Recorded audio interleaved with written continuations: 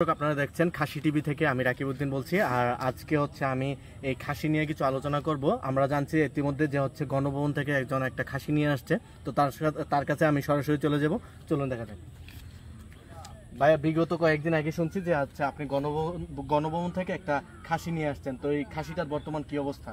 খাসিটা আলহামদুলিল্লাহ খুব ভালো আছে। আমরা ওরে পাতা খাওয়াইতেছি ভাই। খাসিটা এখন তরজাদা আছে, খুব সুন্দর আছে। তো আমি শুনতে পেলাম যে আপনি নাকি খাসিটা বিক্রি করতে যাচ্ছেন। হ্যাঁ হ্যাঁ। তো এই খাসিটার দাম দর কি নির্ধারণ করছেন নাকি? হ্যাঁ, দাম দর নির্ধারণ করছি আমরা নির্ধারণ করছি হলো আমরা 15 লাখ টাকা। কি করেন না ভাই, মজা করতেছেন নাকি? না ভাই, মজা করবো কি লিগা?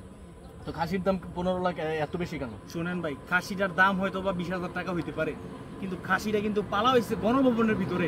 শেখ হাসিনা নিজের হাতে এই কাঁঠাল পাতা বকর চকর খাওয়াইছে, কিন্তু যে কোনো এগ্রোর ভিতরে এই খাসিটা পালা হয় নাই। আপনি কিন্তু এটা বুঝতে হবে ভাই। এই জন্য কি এটা 15 লাখ হয়ে যাবে? অবশ্যই ভাই, 15 লাখ টাকা। এই খাসি কিনবে কে? কিনবে ভাই, বহুত মানুষ আছেন। আপনি কিছুদিন আগে এটা দেখলেন না, 15 লাখ টাকা দিয়ে ছাগল কিনা দিল বাবা ছেলেকে, ছেলে বাবাকে। আপনি দেখেন নাই? কি ধরনের মানে? আমরা মনে হয় পাগল ছাগলের লগে আলাপ আলোচনা। আরে পাগল ছাগল মানে ফালতু, আমি ফালতু একটা সাংবাদিক, ফালতু সাংবাদিক।